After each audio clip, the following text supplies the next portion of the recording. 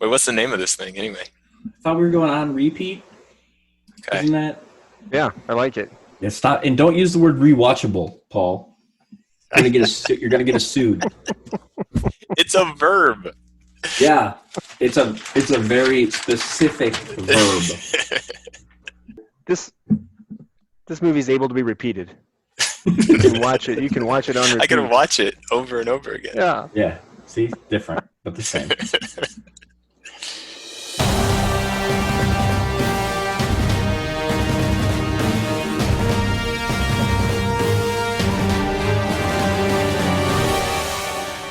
This is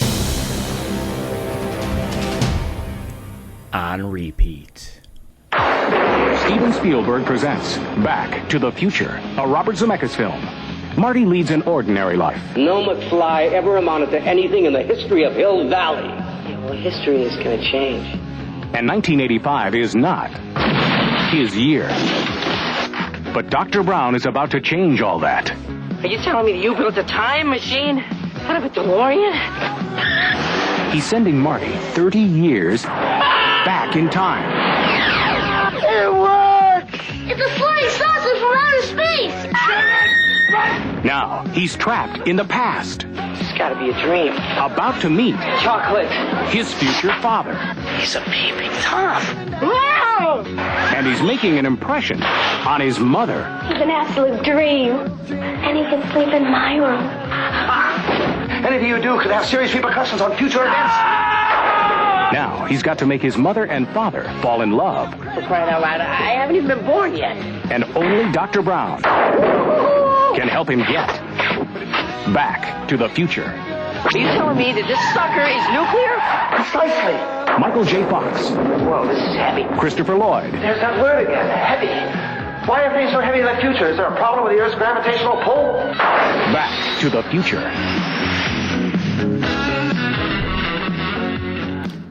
Why are things so heavy in the future? That's a great question. 1985 seemed like a simpler time, a time before COVID and pandemic, when high schooler Marty McFly's biggest problems were incest, terrorism, and potentially ceasing to exist.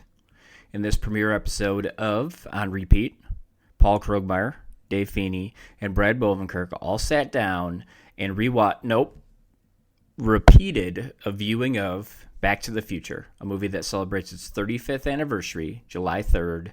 According to the Netflix summary, Back to the Future is the story of the eccentric inventor Doc Brown, who turns a DeLorean into a time machine that inadvertently sends his young friend, Marty McFly, 30 years into the past. Off the bat, I've got some questions. Why are Doc Brown and Marty McFly friends? I don't know. I struggle with this one too. They're kind of like a King Arthur Merlin pair, I guess, is the goal, right? With the magic involved. I can see that. Obviously it's such a weird dynamic, like even starting at the beginning of the movie, that they're close enough that Marty goes over to his place on his own, but not close enough that basically Doc's been missing for several days, stealing plutonium. Marty doesn't know. And Doc Brown is set up as this genius, but also one of the purest versions of the absent-minded professor. So I like the Merlin because it does give me that Disney Sword in the Stone vibe of this guy might lead to my death.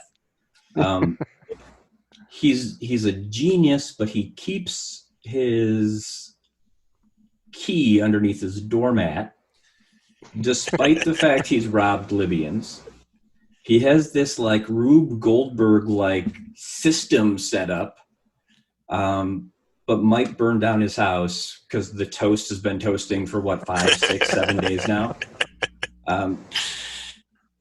There are just things immediately that I think establish some of the tone and do a lot of the storytelling. Like the fact that before you actually have a visual on the screen that we get the ticking of the clocks. It's maybe heavy-handed, but also could be perfect. And I'm not sure where I stand on it. Like I go back and forth so many times.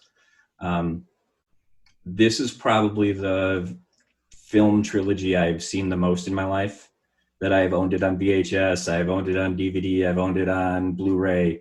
I've bought the 25th anniversary box. Like there's something that keeps drawing me in, and I don't know if I think this movie series is cute, or if it's like so saccharine, or if it's perfect. And I vacillate between those.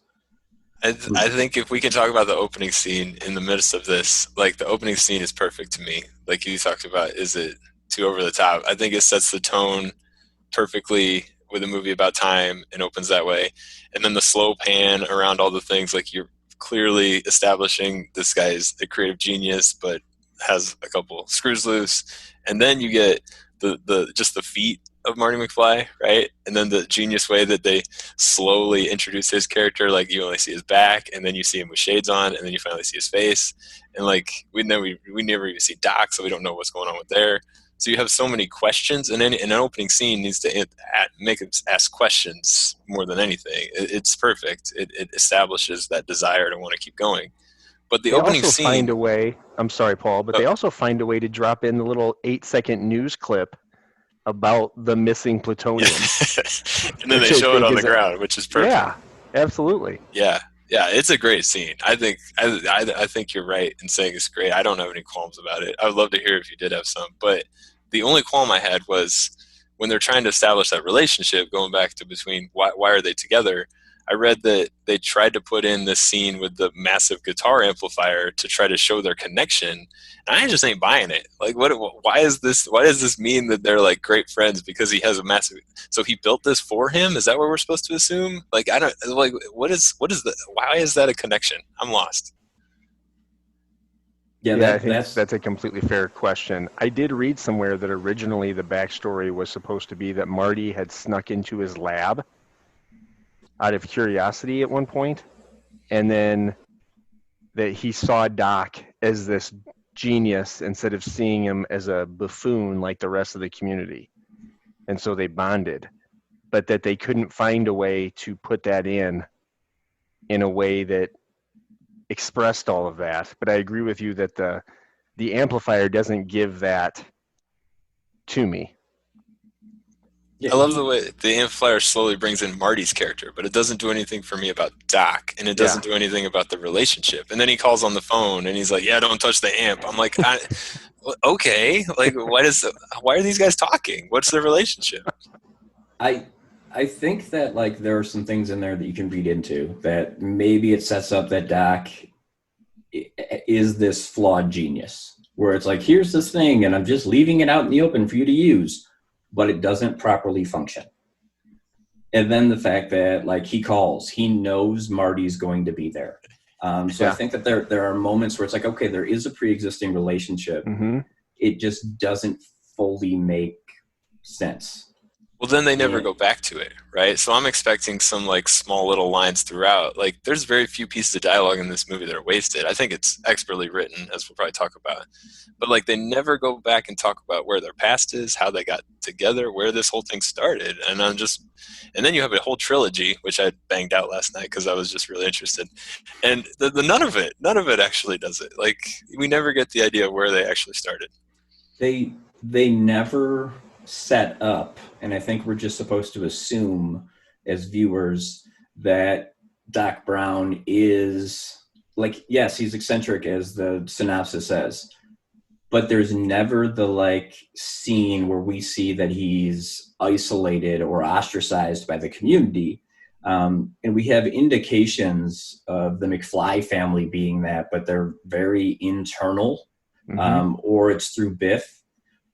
But if these were outcasts that are drawn together, that makes a lot more sense. But there are things about Marty where it's like, okay, look at his girlfriend, like that don't fit in there. And so like there are things where he is successful, he's in the band, but he also doesn't fit in, and he's got these fears. And so like there are some places where, I mean, it's already almost a 2-hour-long movie, but there's some character development that I think I would have taken 5 minutes more of to understand. And they do such a good job at telling other parts of the story, where you have the hidden case of plutonium and the news thing, where like they're not shouting the exposition at you, but they are like layering it in over and over again. And so there are just some relationship questions that I think are left unanswered. Completely agree. I do have one note about the opening scene with the plutonium, and that is it just the case for the plutonium that's still at Doc's? Because Doc has the plutonium. You know, what? How does Marty's skateboard hit the plutonium at the not lab? Explode. When Doc supposedly has it, right? Yeah. You know, so that was my only thing, is like, wait a second, how can the plutonium be there? But whatever. I guess at that point it's still hidden in the lab. He hasn't been in for a week. Yeah. Did you guys notice in that scene, as they're panning over all the clocks, that there's an image of there's a clock and someone's holding on to the clock tower, like one of the hands? Did. Oh, nice. I did. So that's one of the kind of like breadcrumb moments that I really like about this, because there is so much referentiality, something. And so there are those moments that I think are what make this such a repeatable movie, that there are jokes you might not get, or there are like nuggets where it's like, oh, that happens here, that play through sort of over and over. Yeah, I think memorable scenes, if we're going to talk about that opening scene, to me is absolutely fabulous. Not just up until the amp, but then he continues on and goes to school, and then you get on the skateboard and you got the montage and you got Power of Love pumping in the background, and they write Power of Love specifically for this movie, and it's the biggest hit for Huey Lewis and the News their entire career. And then they have this other hit, it's About Time, I think it's called, right? In the movie, what is it? It's the one about time. Back in Time. Back in Time, okay. And then that one they try to push because it actually has words about the movie and about time. And the one that sticks is Power of Love, because it's just objectively a better song. Like, I don't know why we had to like try to fit this other stupid song about time in there. But the Power of Love is such a jam, and it fits the moment perfectly. And I don't know, the only issue is there's not a lot of love. It's more just like sexism, as he's, waving at the girls. But clearly, like, it just like fits the feel and the tone, and they're trying to build this character, and you learn so much about Marty in those first 10 minutes. The first 10 minutes are absolutely amazing, I think. As a 9-year-old kid, for sure, when that movie came out, it was that skateboarding scene. When he was latching on to cars and skateboarding behind them, I know, like, I wanted a skateboard, and I was not a skateboarder, but I wanted somehow to do that. I want to know how many people were badly injured in the mid 80s trying to grab onto a vehicle. I read that skateboard culture wasn't very big in '85, and a lot of the skateboarders that took off around Tony Hawk's time in the mid-90s cited this as a big influence. They were like, that made me want to get on a skateboard. So you're absolutely right. He's a very different character if those skateboard scenes are him on a fixed gear bike. Yeah. And we already have Spielberg, who, and I think it's important to recognize that this is Spielberg is tied to this movie. If we put him on a fixed gear bike in a Spielberg movie, right? E.T. has done that. Yeah. And that there's a Pee-wee's Big Adventure vibe, and it just changes the character. And so there are things about Marty McFly that are fly, he is cool in that way of he's different, right? He is that cool outsider, which is a very, I think, high school 80s, almost John Hughesian concept, right? We see it with Bender in The Breakfast Club, where there is something undeniably likable about somebody that is not mainstream. And I think that is a very 80s, early 90s thing where we like the outsiders. And so they're doing that without being really heavy-handed, in a very brightly lit way of like, this isn't a kid who is super mainstream, and we kind of see that at home a little bit too. Yeah. Yeah, Marty McFly is the key driving force of this movie. I mean, all the characters have said we're not doing Back to the Future ever again if Michael J. Fox isn't involved, and clearly with his situation he can't. And so, I mean, he drives that movie. You think about how other characters who were possibly cast in that role, John Cusack, Johnny Depp, like, this movie sucks with other people in that role. Like, his charisma and his youthfulness in that role, and his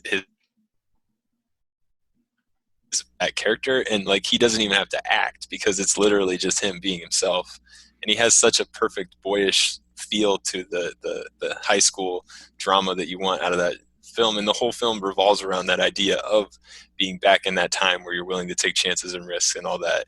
So it just matches the tone perfectly. So that's why I love the opening scene, and it slowly gives us more about Marty over the course of that scene, and we're just infatuated with that character.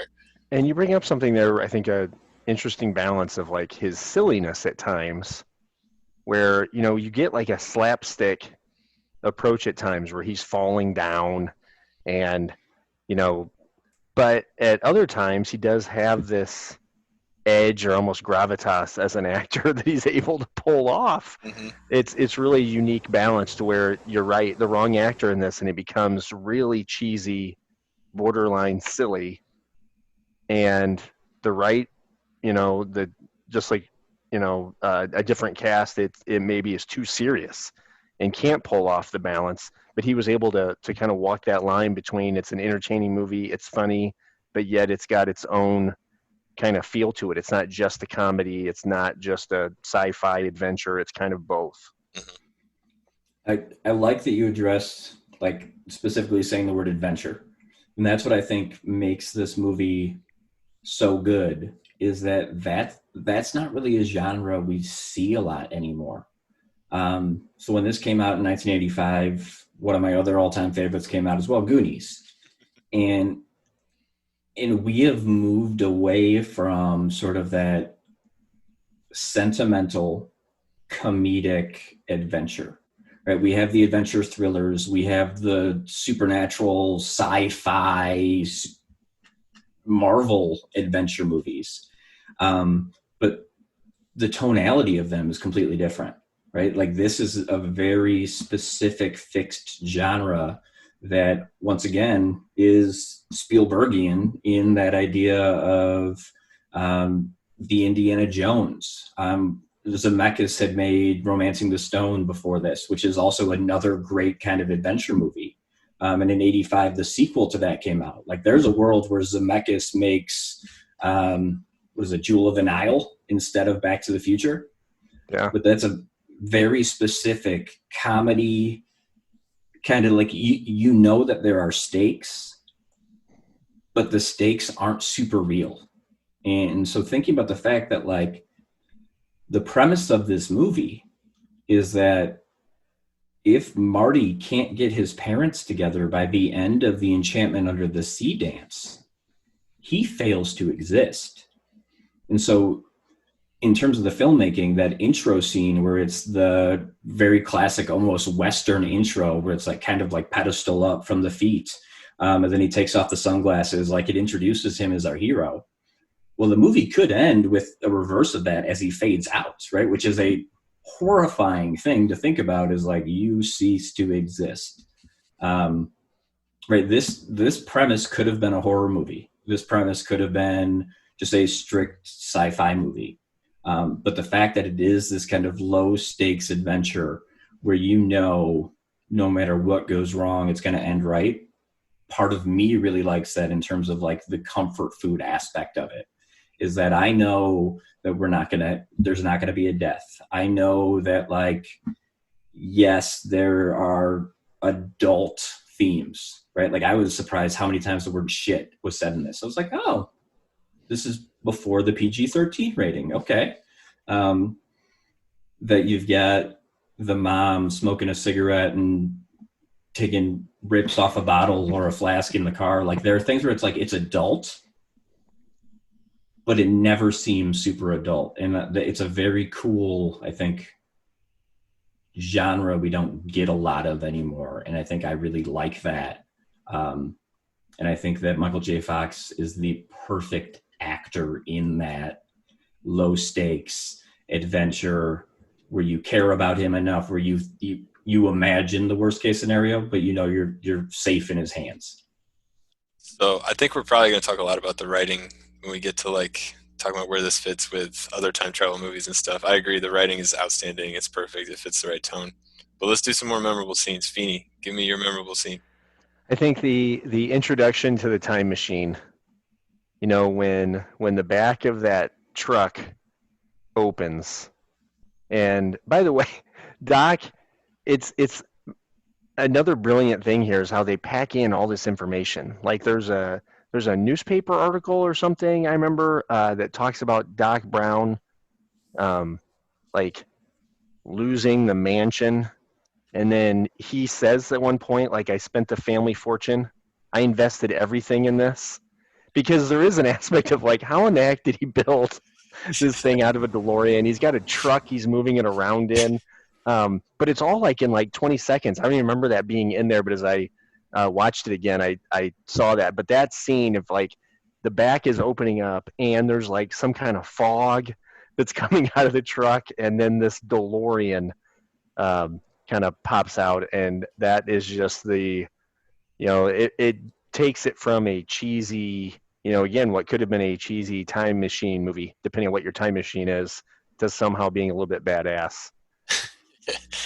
I just like that scene's amazing. It really gave me, we know Spielberg was a huge fan of Star Wars and friends with George Lucas. It really gave me Darth Vader vibes the first time Darth Vader is introduced. There's a strong low angle. There's this non-diegetic sound going on in the background. Like there's not very many moments in this movie where there is like background noise going on, right? Where they're trying to build up an emotion or a tension other than, you know, the soundtrack itself. So when they do that, it's noticeable. Like there's not a lot of like filmmaker techniques going on in this movie, right? It's just very straight shot movie, eye level and static shots. And when they have this slow moving cameras, they're circling around it and they're giving it so much time and focus and effort. Like it's clear they're trying to make this a character. And literally the DeLorean is like a character in the movie. It's such an iconic thing that it really worked. It became like its own character of the movie. It might be the most memorable thing of the whole movie, you know? I still think even in other films, like in The Wedding Singer, for example, there's a DeLorean. And every time I see one, I think of Back to the Future. It's not just a DeLorean. It's that's a DeLorean like Back to the Future. It's an immediate reference to this film.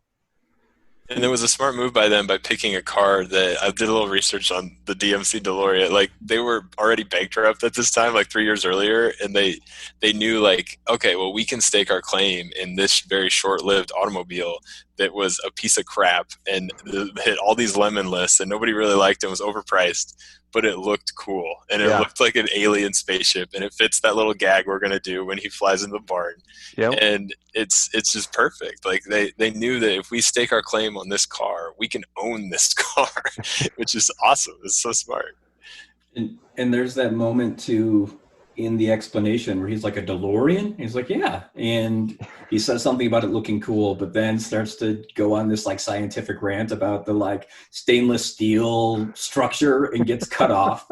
And it's just one of those things that I feel like is so on the nose for the time because people have to be seeing this in the theater and being like, are you kidding? Yeah. You know, like the El Camino wasn't available. And it's one of those cars that is iconic because of this movie. And so I think that introductory scene is phenomenal. Paul, you talked about the sound. And one of the things that I really like about this movie is it introduced me to some film editing things I never even noticed before. There are some moments throughout the trilogy where the soundtrack shifts over to within the film world. And so you have times where like Power of Love is playing, and then it turns into his alarm.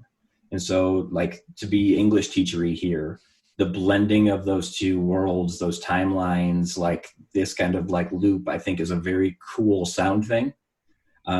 This isn't an incredibly stylistic movie, right? Like if you went in and looked at the shots and the angles, you would probably analyze, if we all did this, we would probably analyze the same 3 or 4 moments, because it is not incredibly cinematic. And so when they do have those cinematic moments, it feels more elevated and it feels more grounded in reality, by having a lot of those kind of eye level shots. Zemeckis did Forrest Gump as well. And I'm going to talk about Zemeckis later because I can't not. But Forrest Gump, for once again being a very fantastic film, has so many of those point of view shots and eye level shots, and so it feels grounded in reality. And so, like, in the simplicity, a lot of it feels believable.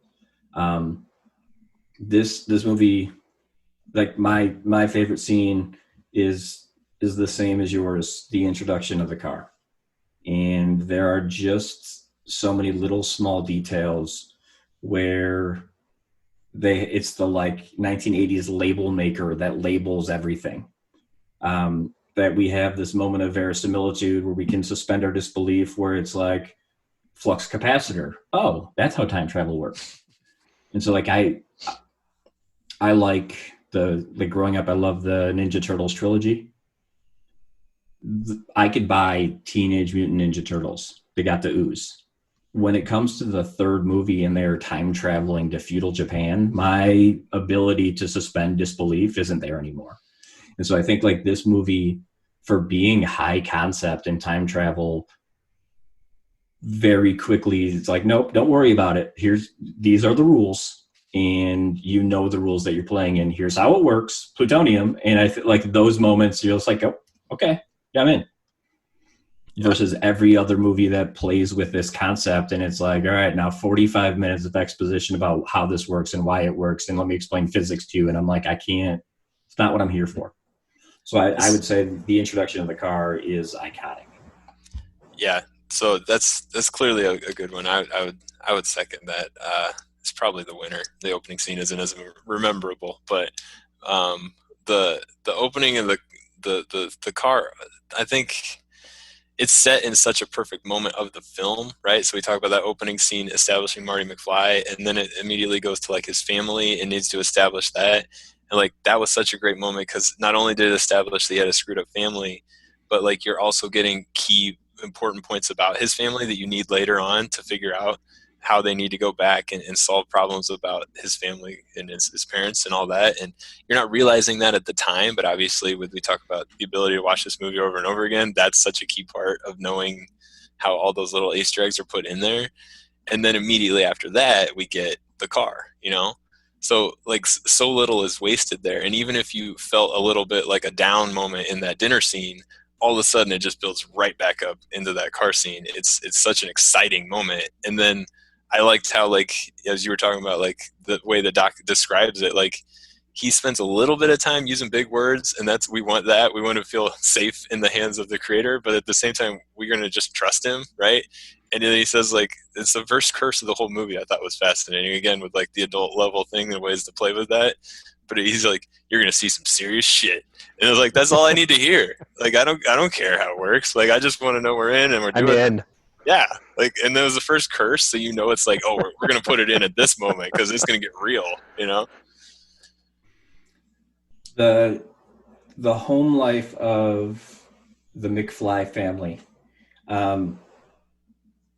There are so many things in there that I think I love that you call them Easter eggs, because you don't always get them the first time around.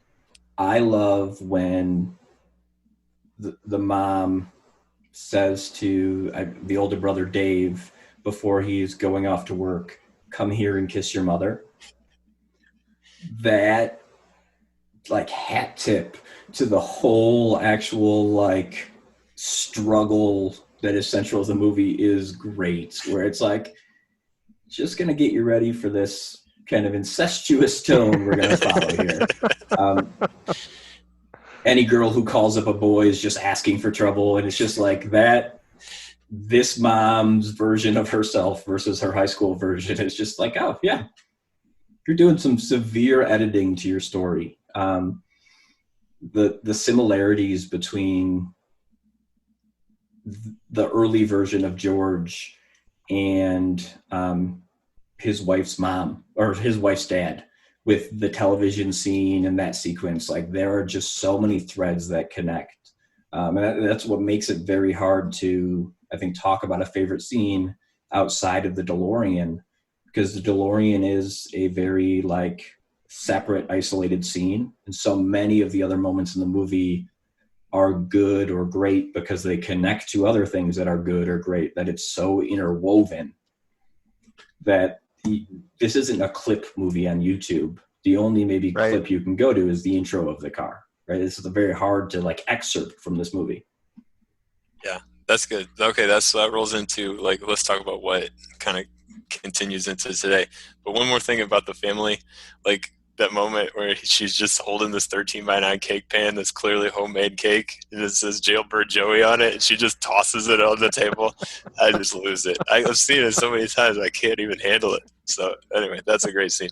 Okay, what stands the test of time? Brad, you start off. What's something that you think beyond the car? I think that's clearly the obvious answer. So we'll call this the DeLorean memorial list. Certainly, this movie stakes a claim into that car forever. What else stands the test of time in this movie? Part of what's really important about this movie is that things shouldn't stand the test of time. That it should feel like a movie from 1985 at some points, because that makes the time travel idea so good. The fact that when he goes into the diner, and I love all the diner scenes, when he tries to order a tab or a Pepsi free, like those jokes are great, but also like just that idea of Feeney, your daughters might never have seen a tab, you know, like, sure. Which I remember my mom drinking when I was like 7, and then it slowly faded away. So there are things that make him feel from 1985 in a very kind of like stuck, festuous way.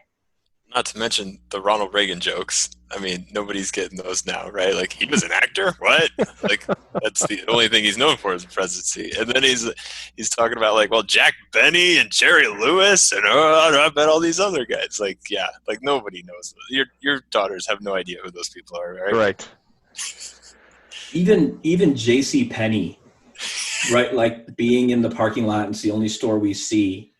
That is great. Like it's a thing where it's like, this is so a 1985 movie now, that it's not this like artificial sense of the future. In that Ronald Reagan moment, there is a line about presidents that I think now more than ever, right, is like, well, of course your president has to be an actor. He's got to look good on TV, which that the weight that takes on. And you think about the Nixon JFK debates, right, where the argument was that Nixon lost because he wouldn't wear makeup and just was sweating the whole time. And so there's that. And then I think we move into our current presidency, and it's just kind of a chuckly moment where he's like, okay, we've kind of veered from that a little bit, maybe. Other things that stand the test, I think, is just the idea of like your parents not getting it, your parents being kind of perceived as dorky, and this plays with that because then by the end that has somehow changed. But the idea of also of your parents being like real people, like that they have a past.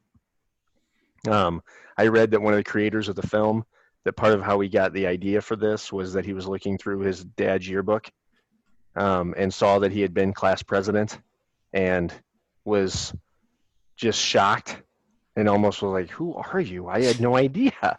And so that idea of, you know, like even people that we know as adults, you know, that we might be shocked to know what they were like in high school. Now that fits completely. I think one thing they do that's brilliant about that is that, you know, the mom is so different, you know, than the prude that Marty sees her as. The dad is not. I mean, the dad is the same is the same guy that original Marty knows from the original 1985. That's a good answer. I think that's the key that the whole film revolves around, right? That's where they got the original idea, was re-understanding people in a different time, especially your parents. But I think it goes bigger than that, right? Like that you are a different version of yourself every, 30 years or whatever. They seem to latch onto that number. I think that's good. I think deeper than that, maybe just spinning off that answer, is the idea that like this film, and I read Roger Ebert's review because he's my boy, and he kind of summed it up perfectly. Like the idea that Frank Capra kind of started this idea of having this lighthearted humanism in a time travel idea, or like being able to reinvent yourself with that sort of empathy to it. And this movie could have been a really dramatic sort of telling, almost like a Groundhog Day type of idea. Like the idea that he had to like learn how to, become a better version of himself. And Marty has that moment, right? He starts off, and we're supposed to classify him as this womanizer who is a punk, and he's got his, he's going to follow in his dad's footsteps. And then here he comes at the end of the movie and really seems to evolve and change. And we want that in any movie, right? It's a dynamic growth. But in the same way, this movie, like Capra, like Groundhog, whatever, like it really has that lighthearted, it does more with the lighthearted tone. And I like that, the way that it doesn't lose the empathy. It has that moment where we feel like we can connect with Marty, even though he is a jerk and he just drives the movie. But it also has that moment at the end, like Wonderful Life, where you're just sitting there and you feel that payoff at the end, and it has a really great ending to it. So it's less of Marty changing the way that we normally think of like a protagonist changing, especially on an adventure in this genre. But he gains an understanding of people that are central in his life. And I think there's a lot of kind of selfishness early in Marty that is realistic, and his fears are real. Like when he doesn't send off that tape because, well, what if, right? We see that connection to his dad, that sort of like cowardice, of that fear of failure. But then he kind of sees it in a different way of like, well, what happens if you're afraid, right? The woman who could be the love of your life, but it's not really about his dad's love of his mom. It's about trying to preserve himself. So like, it doesn't completely abandon the selfishness. Like there is self-preservation. But when we get home, his interest in the car and the date, like he's not upset about that. He's just kind of like, well, that's not going to happen. And so they're not super heavy-handed with those failures. And so there are, I think, breadcrumbs of Marty's change that we don't see. And I think it is because he's developed some empathy. It's because he's seen other sides and knows that there's more to the story instead of just looking at his parents' actions. He never saw his parents as like the perfect love story. And it was a flawed relationship because maybe of how they were forced together. And so in a lot of ways, like there shouldn't be a push for his parents to be together, and how he actually wins his dad over to fall in love with his mom is weird still. It's a great thing that holds up, right? Like they picked Star Wars and Star Trek and Van Halen, right? It says, the tape says Edward Van Halen, which is weird to me. Guy's always going by Eddie as long as I've known him. You could miss on any of those three pop culture references. And then somebody watches this movie and they're like, what? And it's perfect, the three that they picked. But in terms of the stakes, you have really middle of the road kind of emotional stakes where then you don't become really artificially sweet at the end. And that's what I think is kind of an important thing, where the character arc or the character development isn't a huge drastic change. And that's what I think grounds in reality, is that we see a very subtle step forward. It's not I'm a new man. And if that were to happen, that the realism of this time travel movie falls apart. Yeah, you said it better than I did, because it's not so much development as it is like understanding. You're right. Like he has a better understanding, and that does color his decisions going forward.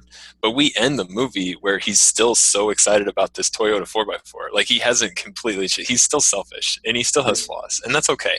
And the whole premise of part 2 is that he just wants to make money off of this whole idea. You know, like the flaws haven't gone with Marty McFly. And I think that's the key of what I was trying to say with like that empathy is, you're right. It's not like a sugar-coated Disney ending. Like we still feel like he's a flawed person and we can still connect with him. I think that's why Marty's so relatable. Is he's cool and he's young and he's youthful and he's hip, but he does like have these flaws, and we see that in ourselves, and we really do connect with. Yeah, he's growing and he's getting a little better each day, but he's still at the end still a schmuck, and he still screws up the whole sequel. I mean, he's not completely different.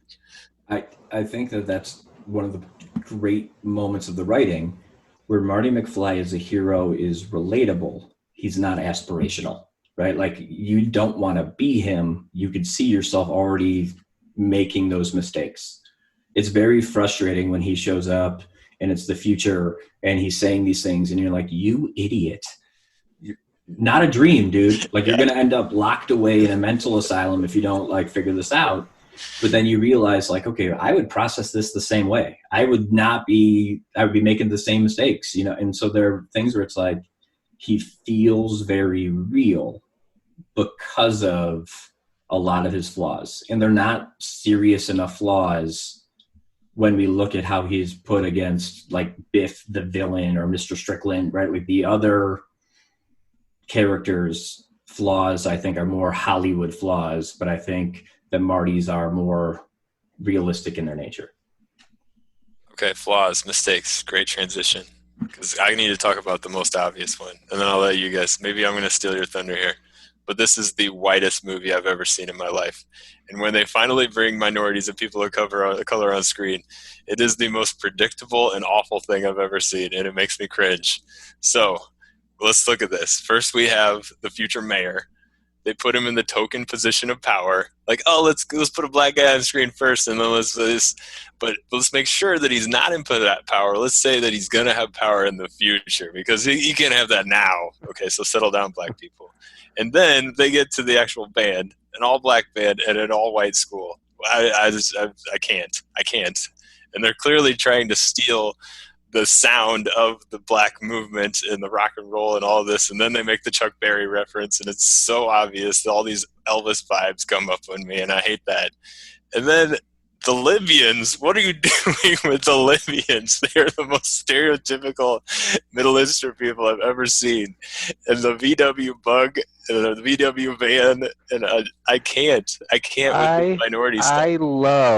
I love the fact that the Libyans are in a VW van, and yet they have a shoulder-mounted rocket launcher in that van.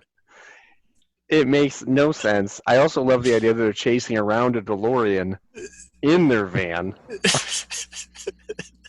And Marty has the line where he says, "Let's see if you guys can do 90." Yeah. And I'm like, they can't do 45. The fact that they can't shoot Marty and the terrorist says, "Damn Soviet gun," is like so 1985. And this is such a product of its time where it's like, well, who are the bad guys going to be? Libya. Could have been Russians, right? Like we easily, so there are some race issues. Paul, the thing that bothers me with the African-American portrayal is you have Marty McFly as the white savior in two scenarios. Yeah. The mayor doesn't have the idea of being the mayor until Marty gives it to him. And so there's like the time traveler's paradox, and I don't want to like get into the time travel scenarios, right? Like you could argue that Doc Brown is friends with Marty because Marty that this is snake eating its own tail time travel stuff. But you're telling me that Chuck Berry didn't write Johnny Be Good, and in the future only, right? Like there are issues there where it's like you're taking away some of the agency of the African American characters in that way. So I'm with you on that. My bigger issue though is how bad the lip syncing is. And this is a movie that won an Academy Award for sound editing. It did. One, that singing voice does not match Michael J. Fox's speaking voice at all. Not at all. And they try to do the microphone in front of the face cover so we can't see. This has to be some of the worst cinematic lip syncing of all time. Yeah, I was sitting there listening to that thinking like, man, his voice got really good. Either he got some really good voice lessons, and then I'm looking at Eddie like, oh, never mind. Never mind. But did you see that they had a coach teach him how to fake play the guitar? I mean, they really put a lot of effort into that part, but they couldn't put any effort into the lip syncing part. I am shocked that you guys are going lip syncing over the purple underwear.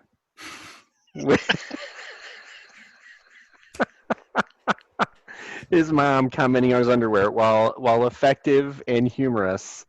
In 1985, what teenage boy was wearing purple underwear? I mean, it matches his orange jacket. That's why. It's perfect. Yeah, I didn't know the history of underwear at the time. And so I thought we would have been in a whitey-tighty era. I also don't think the families of the socioeconomic status where he is buying Calvin Klein underwear. The family also has 6 garbage cans out. That is a ton of garbage. Like I can't possibly think about how much waste is produced in that house. So there are like little things where it's just like, what's happening there? The fact that his mom takes his pants off and puts them on her hope chest is a really good joke, though. The fact that he thinks it's all a dream and says "mom," yes, and that's awesome. Like those moments right there, I think are really, really good. This might be my awareness because of the pandemic, but after Doc Brown reloads the plutonium with his gloved hand, touches the face, and it's just like, ugh, Doc, that's Doc is going to suffer a Marie Curie type ending to his life of, now at the end, luckily they no longer need the plutonium because they can just use banana peels and leftover beer out of the aforementioned 6 garbage cans. But the handling of plutonium might be concerning for Doc's Is health. this product placement? Like that's one of the questions that I have. And in my internet research, I saw something about where they had filmed using like a Burger King parking lot. And so if you look at Doc Brown's garage in the intro, there's a Whopper and there's a Burger King cup. And I also felt like that felt really 1985 to me, right? Like it's not McDonald's, it's not a mom and pop. I thought the same thing about beer, because when we go back to the 50s, there's a Miller High Life truck. Champagne of beers. And Dad's drinking a High Life at dinner when they're watching. Yes. And at the end, I'm pretty sure it's a Miller that Doc pours half of into the time machine. Yeah. That's right. So I thought the same thing with some, that's interesting, product and emphasis there. Yeah, that's a moment. Other places where I struggle a little bit. Biff's characterization is just heavy-handed. Like it's too much. Who's gonna pay for the cleaning? I got beer on myself, so like it's like I'm drinking and driving. There are just all of these moments where it's just like you could scale it back, and we already know that this guy is terrible. I also find it interesting that in the one hand he's the classic bully, but in the car he is potentially sexually assaulting Marty's mom, and yet at the end, even though he has traded places to some degree with original Marty, he's still involved in their life. He's cleaning their car. He runs in excited about the book. Like, why is mom okay with that guy being around? So one of the things that I wondered is if that's Biff's characterization in the past. Before we go back to the future, before we go to the past, he tells Marty, say hi to your mom for me. And then we have these moments where, like, we had promiscuous mom. And then she says all these things about a girl would never do this, a girl would never do this. Like, part of me wonders if in that prehistory, is there a defining moment that changes her behavior or outlook? Because it just feels like her character change from how we see her as an adult and how we see her as a kid is a very altered change. And that would fit with the idea of Biff taking everything that he wants and not caring about others, and specifically taking anything from George. Yeah. But I don't know. Biff, great villain name, but just over the top. He is involved in a scene that I forgot about that is one of my favorites. As the goons are about to hit the back of the manure truck, saying shit. that is great. And I think that they play this moment off in all three of the films. Yep. And it's one of the best moments in the Western third one, because it just seems so like authentic. So I'm a big fan of that. Yeah, that would fit in that memorable scenes for sure. That's an iconic scene, undoubtedly. And with all three, the way that all the characters play kind of themselves in different parts of whatever in all of the three films, like Biff always gets that heavy-handed treatment. Like, he comes in and it's just, okay, we get it, he's the bad guy. Okay, we get it, he's a dick. Like, what? You know, I think so much of that is like a product of the time. Like 1985, there wasn't a lot of nuance of character, you know? It was like, here's white and here's black, and we're going to line up, we're going to fight. And, you didn't have like these sort of like anti-heroes in the way that we expect drama to be in today's very rich TV environment. And I don't know, like, yeah, Biff is a hard watch because he's like so pathetically put together in all three films, and he just keeps getting hammered every single movie. But I mean, you kind of have to take that with the time. Speaking of with the time, what about all of the science? I know we talked about how we don't really want a lot of the science, but especially the clock tower scene. Like, these two klutzes figuring out this whole situation and then putting it together and it actually working. Like, I don't need to know how it works. Like, 88 miles an hour, whatever. Who cares? Like, people get upset about this movie, especially online. Like, 88, let me show you some math. It's like, okay, stop. If that's your first problem, then you're missing the point. But like, Marty's trying to get the car to start, and then he just takes off at a random time. And then they're like talking about the clock tower and how it's going to hit the. Do you think the exact second of when the lightning hit in the middle of the night is on that piece of paper? No, it's not. Not exact minute is on that piece of paper. How do they know all this stuff? And then Doc comes flying down the rope, and he comes to the end. And if you watch it closely, it's not that he gets electrocuted. He doesn't plug them together. He's the conduit. He's the conduit. And he just falls on his butt, doesn't get knocked out, doesn't die, doesn't have a heart attack. He just looks up. He's like, oh, look, it worked. Like, what are you talking about? The science of those things, I get there's a lot of science questions, but there's a lot of issues with that scene. The score is so good, right? Like, Alan Silvestri is just killing it that you don't care. Right? Like, that's one of those, like, meh. I think they have the hour and the minute. Like, I think that is because it's stuck on the clock in the future. Yeah. They do have to really figure out the exact second, and I don't think that happens. And so there's some issues there. Doc Brown as the conduit should change future Brown a little bit. I like how they have a history of Marty McFly being late for everything. That he goes to Doc Brown's house and doesn't understand somehow 25 minutes have elapsed. He's supposed to be at the mall at 1:15 and he gets there at 1:16. Yeah. Why are all the clocks in Doc Brown set 25 minutes fast? Like, who would go to the effort of setting every clock? And he actually says, that's perfect. They're synchronized. 25 minutes, it's slow or whatever. It's like, what? Like, why would that be needed to show? Bad genius. Yeah, evidently. So going back real quick to the question, my question is, how do they get the car even up to 88 miles an hour in 1955 to hit the lightning?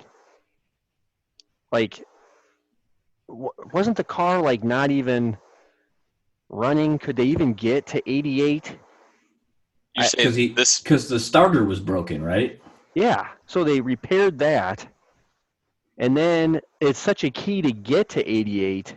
Why do you have to get to 80? You have to get to 88 and have then the shock of the lightning or the plutonium. Like, I agree that something was, I feel like, not fully explained there, but I guess that makes sense. Well, I guess, yeah. I don't think it's fully explained till the last one, because in number 3, he like busts a fuel line, and the reason they can't go back is because they can't get up to 88. They still have the plutonium, but they don't have the fuel to get the car to the speed. So I think there's 2 factors there, yeah. Which begs a whole nother question, by the way, is about why Doc can't fix that. Right. When he can build a time machine to start with. Can evidently repair it in 1955 as far as the starter, but we can't repair the fuel line or get gasoline somehow. It's a place where it's like, I think we're early enough in the time travel genre. We're pre-internet, so it's like, we'll be okay. It's not a perfect movie. There are some flaws. And there's some questions I have. So here's one of my questions. When the police officer shows up and Doc Brown is putting the wire across and he says, do you have a permit for this? And we see Marty put the letter in Doc Brown's jacket and it cuts away. Doc Brown has no permit. Does he kill the police officer? You can actually see him in the background bribing him. He starts pulling out his wallet. He does, and he opens it and starts to take out, and I think he's paying the guy off. Okay. So, you could say he's like showing an ID, but like it's probably more likely, that there's money coming out of there. And I also then wonder the next day, isn't Doc getting blamed for everything at the clock tower? Because the cop just saw him doing weather experiments. Now the clock tower is ruined. Yeah, that like what? And if Doc Brown has spent all of his life committing his time to time travel, did he just get his life back? Is that what you're saying? Like, what does he do? Yeah. Like, what are Doc Brown's? And obviously, he's been in the future. So does Doc Brown not exist in the present anymore? Right? Like, there are lots of like. My favorite question though. Before Doc Brown sets the clock to 1955, do you guys remember what he set it to? Are you talking about the birth of Jesus? The birth of Jesus. Yeah. What if this whole movie, that is where Marty McFly gets sent to?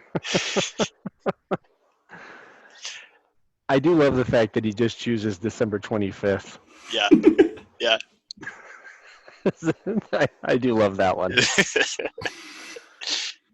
For me, the unbelievable question is, why do his parents not think it's unbelievable that their son looks exactly like the guy that set them up in high school? I mean, he's named after him, and he looks exactly like him. Like there had to be some moments where he was growing up and they're like, he's starting to resemble, or is George actually like, oh my gosh, I remember my wife had a thing for this guy a little bit in high school. Did she cheat on me? Because he looks nothing like Dave or his sister, and he looks exactly like his namesake from high school. Why did we wait until our third son, or our third child, or second son, to use the name Marty? When clearly this is, there are some things that, I clearly they were setting up the sequel, and it would have been absurd. But I do think, looking back, it would have been funny if when he got back, his name was Dave, and the oldest brother was Marty.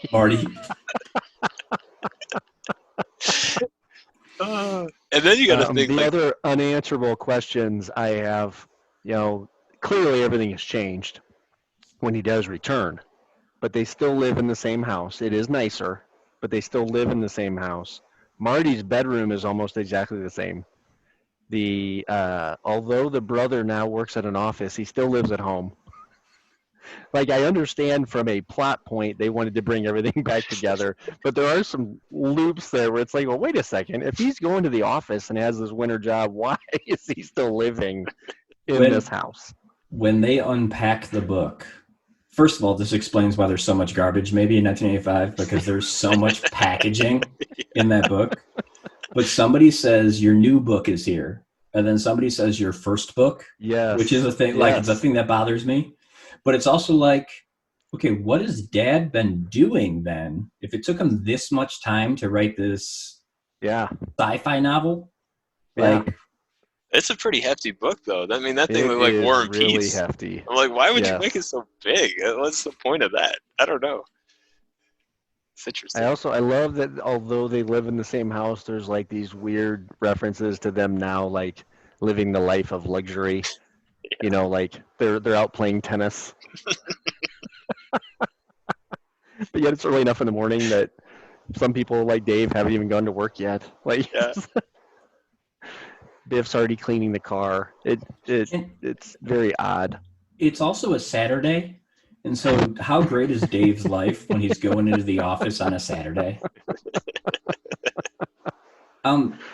There's a line when they talk about the Twin Pines Mall. Yes. And Doc Brown says, like, somebody got a harebrained idea to breed pine trees. First of all, I love that Doc Brown is criticizing the schemes of others. One, it's Peabody's farm, which to me is a great hat tip to Sherman and Peabody, like one of those other kind of like time travel references. But when Marty gets there, he destroys one of those trees. Yeah. Is Marty responsible for ruining the Peabody's lives? They're two young children. Like, there's the moral implications of this guy, entrepreneur, breeding pine trees, going to have a Christmas tree farm in California, which was problematic. But Marty just decimates the guy's business plan. And well, I have two questions with that. One is then at the end of the movie, the mall has a different name. It's Lone Pine Mall. Is that because Marty destroyed one of the pines? They don't make any reference to it, but that has to be it. But yet they never say anything. And then the other thing is, I love the classic reaction to a perceived alien is, we're just going to shoot him. Okay, but speaking of quibbles in this section, like, I don't know if you guys noticed, but all four heads pop in, right? And the mom and dad are on top, and they're quite older. And then there's supposed to be kids there.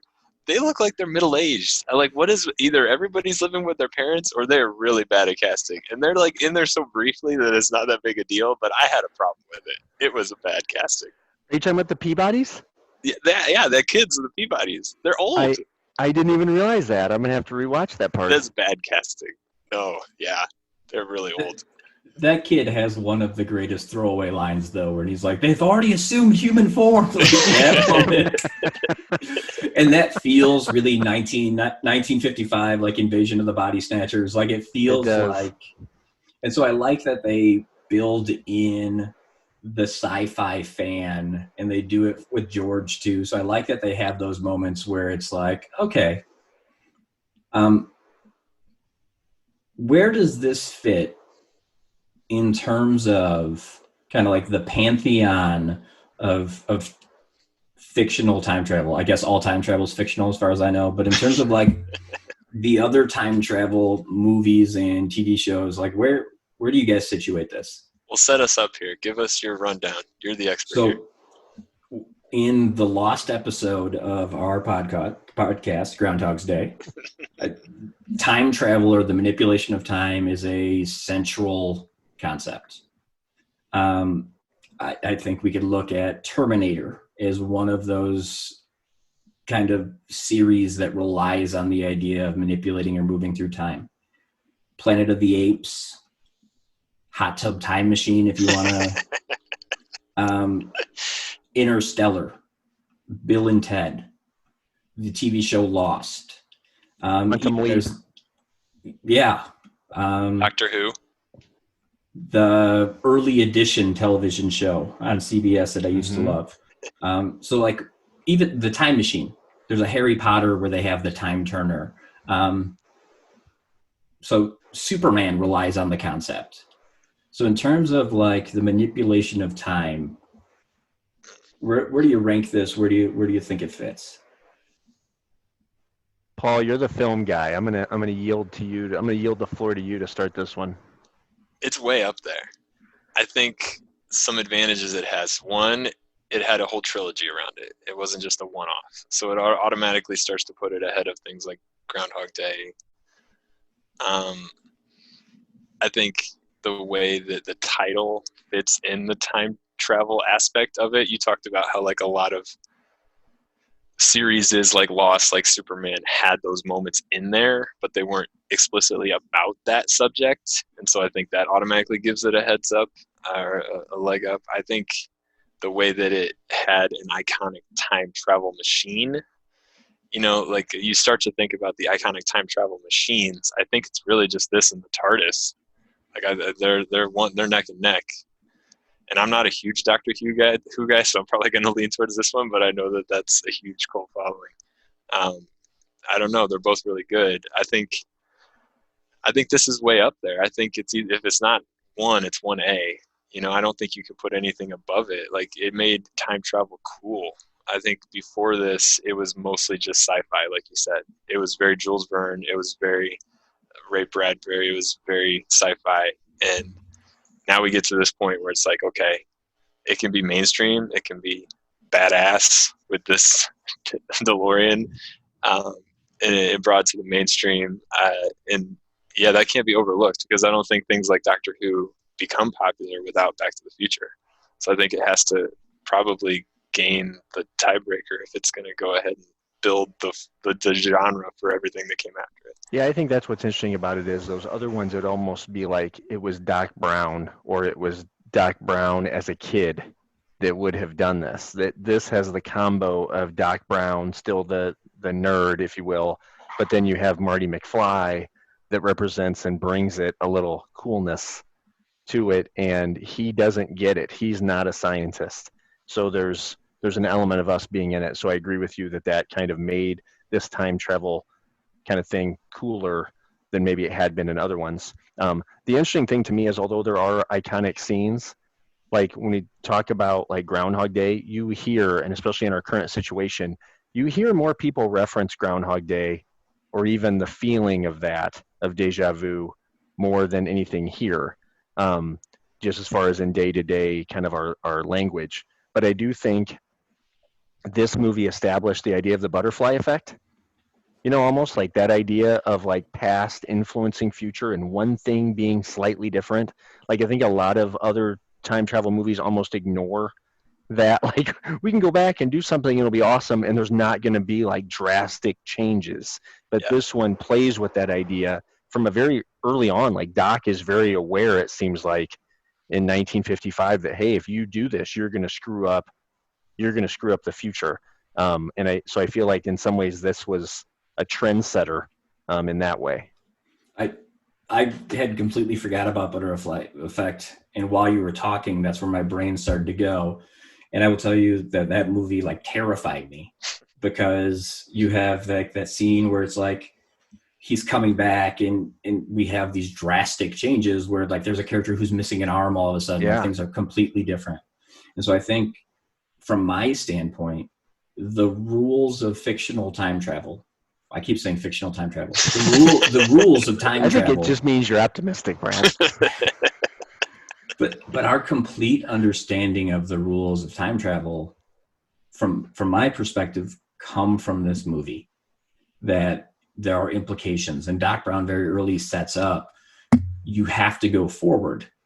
You can't go backwards, because going backwards changes our present. And so like, I think all of those kind of like multiverse concepts and like all of those things now come into play. In Bill and Ted's Excellent Adventure, or any of the other one, I don't remember which one came first, they do a thing where it's not about the science that this movie does. And so what's really nice is that Doc Brown on the videotape explains to Doc Brown in the past how it works, and it's not Marty. And so like, they're really good workarounds. Mm-hmm. What's so great about this is that the hero is Marty and Doc Brown is the sidekick. And I think that's a really interesting concept. This is set up Rick and Morty, which I think is probably one of the smartest TV shows on right now. And I think that like, just that intertextuality kind of says, in terms of this genre, taking something very science fiction-y and making it not feel science fiction-y, not make it feel fantasy, right? Like, if I went to a Blockbuster back in 1995, if I took my DeLorean back there, I don't think, if you put this in sci-fi, I like, that would shock me, because it doesn't feel like a sci-fi movie. Yeah. And a lot of the other movies that play with this feel science fiction-y. It was a really smart move in the writing, and we can probably talk about that. Like, that's my favorite part of this movie, is their decision to not go with two things. One is historical events. When you start thinking about time travel movies, you automatically think, let's go back and kill Hitler. Let's do it. Like, that's, you think about how we're going to change. And you're right. Like, he instantly says we can't go to the past. And they also made a conscious decision. I read about Bob Gale, who was the co-writer, who made a distinct, like, we're not messing with like historical events. We want to make sure that this is a fictional story. And so it makes it so much easier to follow, more relatable, because we can all put ourselves into that situation. You still feel the rules of science fiction, like you mentioned, you can't mess with other things, but we're not messing with actual, and then there's not multiverses. Like you said, it's not confusing. So much sci-fi is confusing if you get into all those rules and details. And like you mentioned Interstellar and Inception, like those are movies that get way more into the science, and you have to watch them twice. Like, you just have to, because you don't get it unless you do that. And this is a movie that's very surface level. It's not sci-fi, like you said. It's more populous. And then the other thing is the way that they write in the actual the characters just have this connection. They were talking about the way that they wrote it. The fictional history in front of them could change due to the time travel, but they didn't want to put it into too nonfiction, because they didn't want to try to predict the future. So then they go in part 2, and they actually do try to predict the future. And they wrote about, or that I read about, they were talking about, like, we didn't try to predict things, because we know that all those predictions are going to be wrong. And then when they have Back to the Future Day in 2015, and everybody looks back and says, oh, you got this wrong, you got this wrong. And it's like, that's not the point. So the way that the first movie avoided those problems while still being a time travel movie, it's almost impossible to avoid those problems. And the second one, obviously, it's fun because you got the McFly sneakers and you got the hoverboards and you got all these things, but it's also really dopey to try to look at that movie in a watch over and over again sequence, and then you're watching it in the year that it came out, and you're like, okay, it kind of ruins it for you. You want it to be pristine and evergreen and be able to watch it at no matter whatever year you watch it. I think part of what you're saying too is even about the future and about thinking that 1985 is now 35 years ago, and yet in 1985, 30 years, 1955, that world seems so different. And I don't know if it's just because I was alive in 1985. So just like Marty, I just have a very self-centered view of the world. But those worlds seem so different. And I know the 80s were different, but it seems so vastly different to think back to the 50s and now from, just to think that like we're past that point, like Paul, to your point about the Back to the Future day, like we're beyond the point that they were even predicting. And it's just odd to think like, oh my gosh, like that is what, are we disappointed that we don't have, flying cars and, but I find that fascinating. I read ours 30 years from now, but we're putting them in there because they're freaking cool. I was like, I totally support that decision. Some things like the DeLorean just have absolutely. There are things in here that I think like right place, right people, right everything, and it came together. I had a question about when he goes to the diner and he's paying. He has to have coins that are from 1954 or before.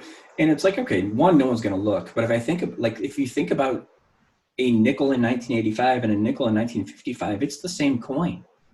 But if you think about like what happened with quarters, right? Like if you think about paper money, if this were to happen now and we went back to 1985, I couldn't pay for anything. Well, I think it's the third one. Brad, you've seen that where he runs around with like a briefcase full of money and they're all dated with different dates on them, and he pulls out the correct year and hands it to him. It's like, that's details we didn't really need. It's cool. But it's like, who cares? I don't need that. And so I feel like there are moments where 85 and 55 are so different, but there's also such a nostalgic feeling of the 50s, the sock hop, right? The enchantment under the sea dance. Like there's something that is a very fixed time and you imagine it in a certain way. And like, I think that this happened at the perfect time because there are those details and the Mr. Sandman song, like all of those, like everything just kind of hits. Whereas now, if you were to remake this and go back, like what's the 85 song that feels like the perfect 85 song? And I don't know if those moments really exist because pop culture just expands. Yeah. And that's what's interesting to me is whenever a movie tries to do that with showing the 80s, they play up these Miami Vice like stereotypes. They play up the big hair, the shoulder pads. Like they don't get like average America. And I think that's one thing this movie does kind of do is in some ways this town seems small that Marty lives in. In other ways, it seems like a booming metropolis. Like, I mean, they do have a homeless aspect. They have a mall. But it's really interesting to me that they did focus not so much on even trying to, I mean, yes, you could say the 50s are stereotyped, but they also even then kind of go against some of those with George being a peeping Tom and the mom, drinking and smoking and doing some of these things that at least fly in the face of like this, perfect society that a lot of people view the 50s as being. Well, in terms of the Pantheon, like that's why I think this first movie is not only the best in the trilogy, but probably, one of, if not the best, because if you talk about a time travel movie, you're instantly thinking about, well, we're going to go back to a historical event or we're going to go forward and predict the future. And they do neither of those things. And it still works. Like if you would tell me going into this movie that I'm not going to see one of those two things, I'd be like, well, what the heck are you going to show me? Like that's stupid. That's not a time travel movie. And they do it in such a way that I think is genius because you think about the kid, the family wholesome aspect of this movie that they're trying to get that vibe going, and you show something from 30 years ago, you're instantly hooking in the parents in the same way that Pixar is genius in doing today, right? Like I can watch a movie with my kids and I watch Onward and I'm bawling my eyes out because I understand all the adult concepts, and they're just like, oh, that was cool. It was a quest. And it's like, those are those connections between the two generations that you got to get in those movies if you want to be a really great family movie. And they do it so well because they do those moments where they truly understand what it was like to be average 50s. And they truly put in the empathy and the care into those characters and the moments and those things. And then they just make a coolness factor for the kids that is totally watchable too. Agreed. Well put. So sort of kind of wrapping up here. I feel like this is kind of the perfect movie. And I think that because it hits on all of these notes, where it has a sort of timeless soundtrack, where a song from 1985 could go so wrong, right? There are certain songs that are timeless. And I think I talked about this last time in the secret episode no one will ever hear, but like Kenny Loggins gets me every time. That there's this upbeat feeling that like no matter what the content is, you're going to enjoy yourself. Hall & Oates, right? Like there are certain musical acts that like I think are sort of timeless. And the 1980s didn't have a lot of those that held on. That it was like in terms of art, it was very weird. And if you look at even the upscale house of the McFlys, right, like there's 80s architecture in there immediately. And if you bought that house, you're remodeling, right? Like the aesthetic doesn't always hold up. And so there are things that I think aesthetically are really appealing, that all of the references still hit, that it's not overly artistic, that it relies a lot on a score to tell the story. Like there's more scoring, and it's usually around the time machine to create a lot of that excitement. But then it also has Huey Lewis in the News, and there's a Clapton song in there. Like they picked the right, I think, text to reinforce the text. I'm a big Zemeckis fan. And part of the reason I really like him as a director is because of the variety of the things that he's created. So we have Romancing the Stone, which was something my mom introduced me to that was a Blockbuster VHS. And I was like, oh, this is the type of movie that exists? Like, because it didn't exist for me. Forrest Gump, Who Framed Roger Rabbit, Castaway, Flight. All of those, if you're scrolling through Netflix, or like they're not related. If you like this one, it's not going to recommend the next. He gets a little weird with like Polar Express, and I think it's like building on some of the things that he's done, where you have Who Framed Roger Rabbit. Well, what's the next iteration? But the fact that he sees Back to the Future all the way through 1, 2, and 3 is a really, really cool thing.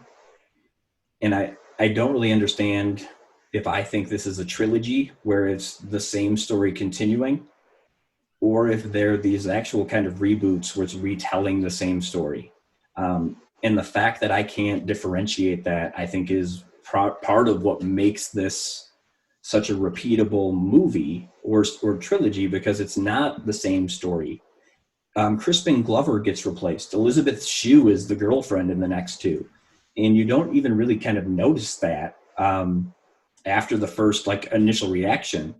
And I think that's a really cool thing about the series is like if you replace a main character, like the girlfriend, Jennifer, is essential in the second movie. Get in, we need you. And then it's like, here's Elizabeth Shue, like, and that shouldn't work, but it definitely works. And so I think that is this is probably, in my opinion, Zemeckis' best film. I know Castaway is probably a more critically better film, the kid in me loves Roger Rabbit, but it's not the movie Roger Rabbit. It's about the special effects and what Roger Rabbit did that I haven't, like, combining intellectual properties. Like, that's more about copyright and studios than anything. But in terms of like just pure unadulterated enjoyment, I think this is Zemeckis' best film. Where do you guys kind of stand on where this ranks amongst Forrest Gump, Roger Rabbit, Castaway, Flight, some of those movies? I'm glad you brought up Zemeckis, because I too am a huge Zemeckis fan. He gets a lot of crap for being a guy who just chases the CGI and the special effects. So you mentioned Roger Rabbit was such a huge moment in film history because he was able to merge animation and live action, and the monumental achievement that was for I think there's like 3 million drawings that were made for that movie. And so then he keeps going and he pushes with Forrest Gump, like combining, and he actually does that in this movie too. He combines a little bit of archival footage with the live actors. And then you talked about the weird moment he got in with Polar Express. He was so addicted to this motion capture thing. He also did it with Beowulf, and then he also did it with Christmas Carol. And he took Tom Hanks, and made a digital Tom Hanks. Why would you take the world's greatest actor and be like, let's water this down? Sorry for interrupting. So no, I thought you were talking about Jim Carrey. He did that to Jim Carrey too, the world's greatest actor, and then you do that to him. Yeah. So yeah, I mean, like, clearly he's very attracted to shiny things, right? They did a lot of shiny things with this movie. Industrial Light and Magic, they also were famous for Star Wars, and they came in this movie and spruced it up. And that's what you want to see out of a big blockbuster summer movie, is all the fancy stuff that people want to see. Number two even capitalized it on it even more. But I think you make the great point that he's not just chasing the tech things. Like, he has true human stories at the core of all of these movies. He's always fascinated first by the story, and then he's fascinated by, well, how do we make it go to the masses? How do I make sure that I can build this cool trick that I think people will like? And all of his movies have that sort of empathy to them. Like, Forrest Gump is probably one of the greatest empathetic movies of all time. Like, you just feel this connection to the character. And you talk about Castaway, like, that's underrated in that aspect. I absolutely love that movie. And you look at the way this movie does the same thing. Like, we talked about it has that empathy to it. Like, Michael J. Fox brings such a humanity to the role. I think without him, we're not talking about Zemeckis. But I think without Zemeckis, I don't think Fox can pull this off either. But Zemeckis has this great eye for those stories, and he's a little bit like Spielberg in that way, that he can tell those stories that kind of just hit that perfect childhood moment or something, right? Spielberg is so great with kids, and I think Zemeckis has some of those same aspects of telling stories. So I don't know. It's hard to say what's his best. Castaway is super underrated for me, but I don't think it can beat Forrest Gump. And I don't know if I would love to do a podcast talking about Forrest Gump, because that movie is unbelievable. I think I'd have to put it after Forrest Gump. But that movie, that's high praise, because Forrest Gump might be one of the greatest movies of all time. I'm with you. For me, Forrest Gump would be at the top, but this movie is easier to watch on repeat. Forrest Gump is an investment. Even emotionally, the buy-in, I think that you're getting in Forrest Gump is completely different. Where, like to Brad's point earlier about some of the lightheartedness in this movie, where we know, that ultimately, Doc's not going to die, or we know, hey, he's going to find a way to get back. Like, we don't have that in some of these other films. So this one I can watch and feel completely different about, and some of that nostalgia, where in, Forrest Gump, we're getting to some of the grime in life with, Vietnam and mistakes. And, there are some things where it's less comfortable, and more powerful, I would argue. But yeah, for me, this Back to the Future is a sweet spot movie for me. I was 9. I mean, this is my childhood of being like, oh my gosh, this is what movies can be. I mean, this is exciting. This has me hooked.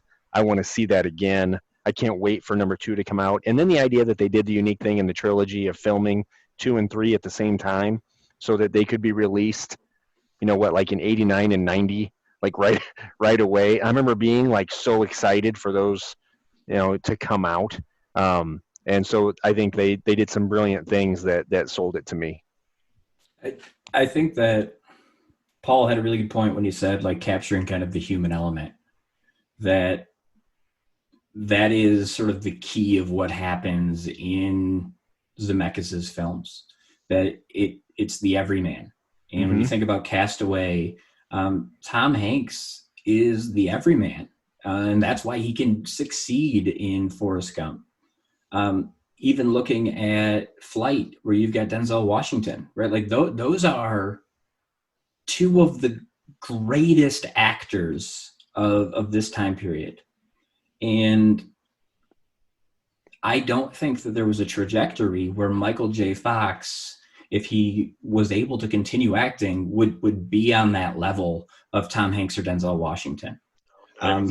He made good films, but if you look at him into the 90s, right, like he had already moved on to Spin City, where at that time period, his trajectory is going down.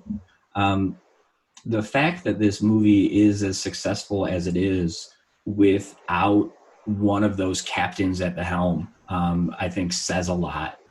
And I think that it's the sum of its parts, where Christopher Lloyd, whenever you see Christopher Lloyd, right, if it's Clue, if it's Roger Rabbit, if it's Addams Family, he immerses himself in that role, and he should be Doc Brown he should always be Doc Brown. But you lose him, and he's Uncle Fester, and that to me is a thing where, like, that's kind of an awesome ability.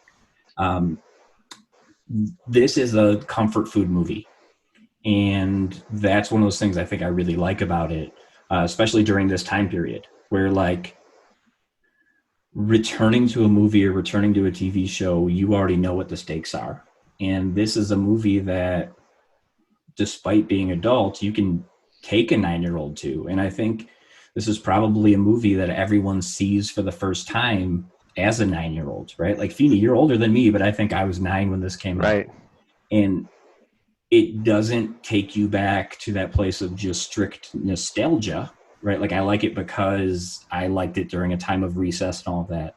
I think what it does is it captures that childlike wonder you had when you were 9.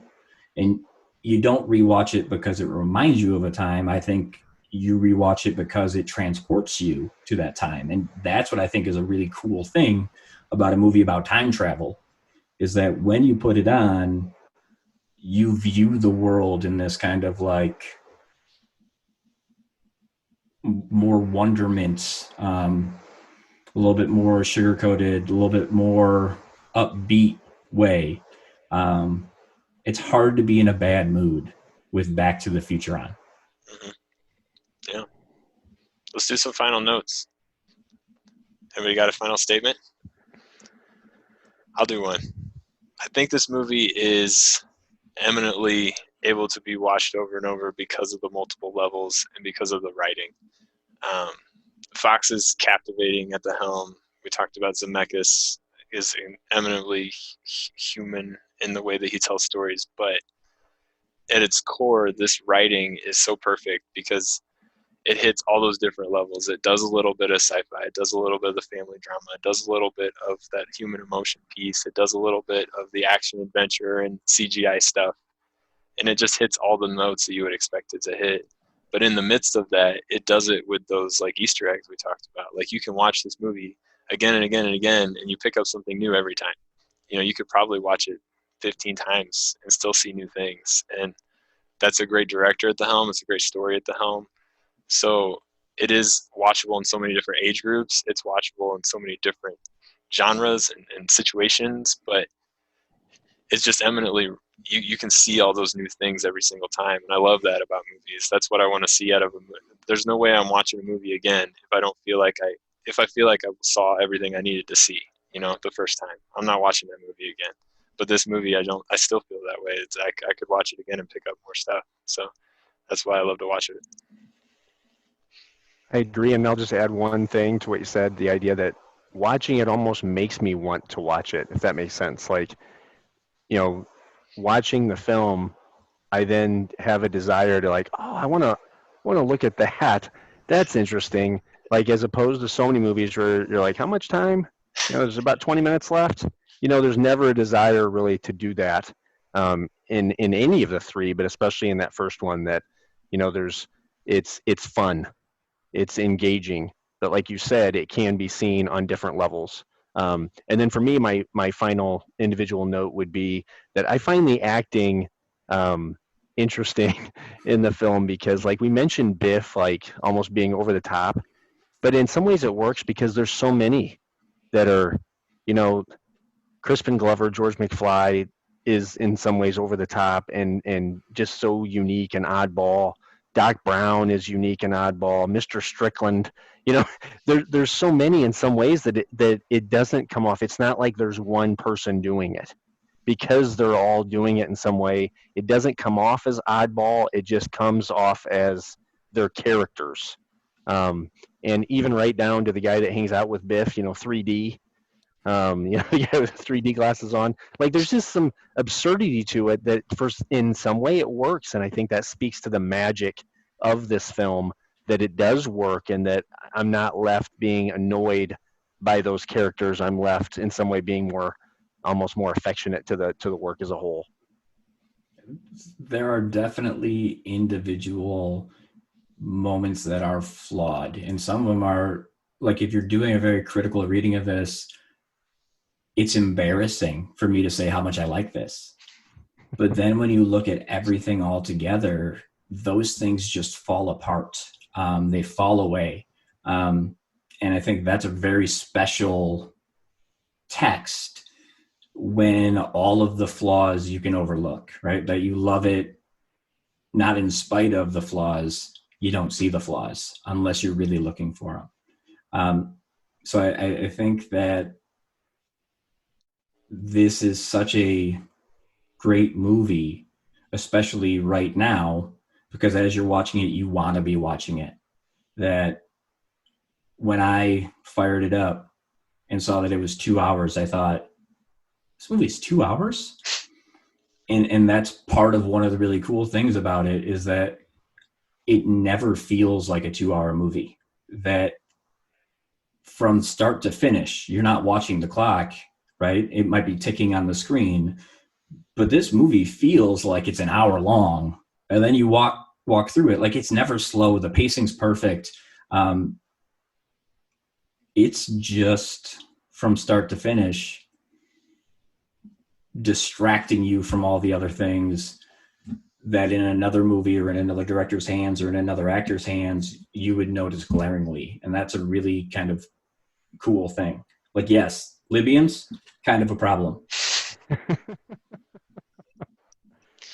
Brad, are you saying the 2 hours, it's almost if we're in our own time machine? It's like we're Einstein and that minute just ceases. It's like that 120 minutes just doesn't even exist. If you made this movie today, this movie is not coming in. This is 80 minutes. Yeah.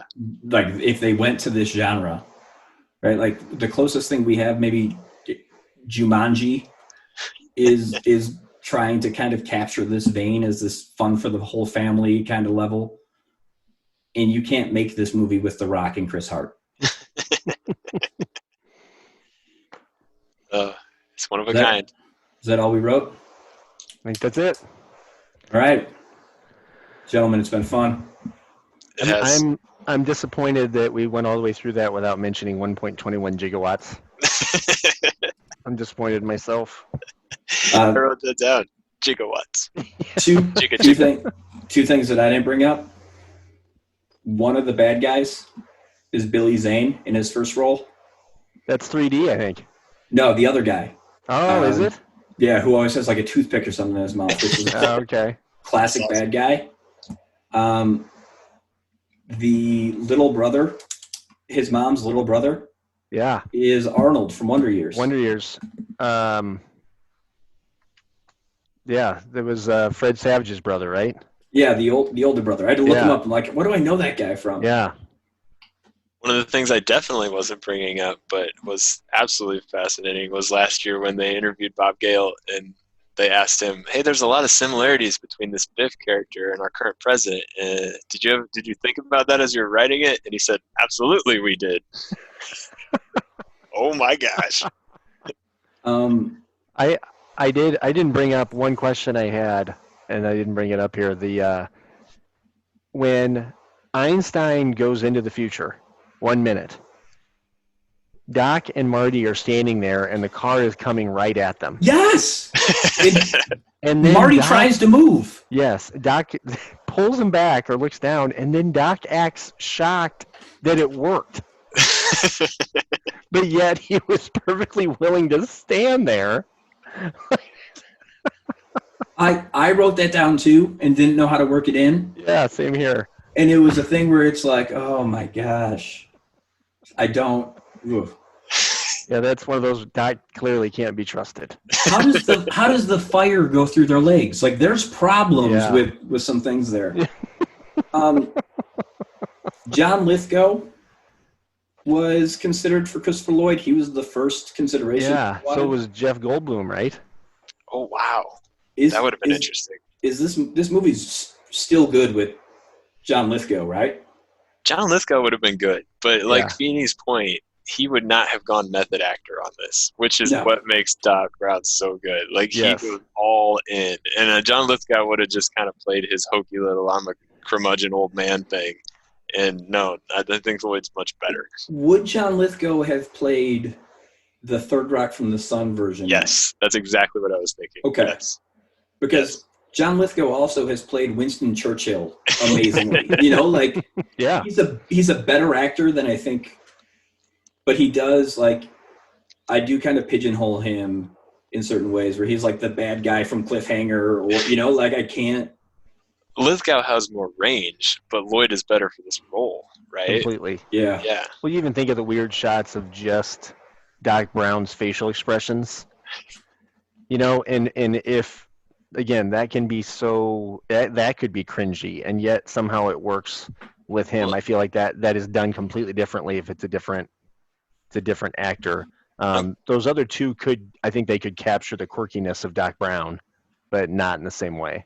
Yeah, I'm careful to use the word campy, but this movie does come off that way, right? And I think that's what Lloyd's strength is. He hits that vibe, and I think they wanted that because that's what a lot of sci-fi was at that time. Think of like the little dollar mags and all those things that were just all of it. That was where camp was born, right? Is sci-fi and horror. And then I would say those moments where they're like staring into the screen and they're like, "Back to the Future," and they're like, they're playing it up. You know, they want the camp in there.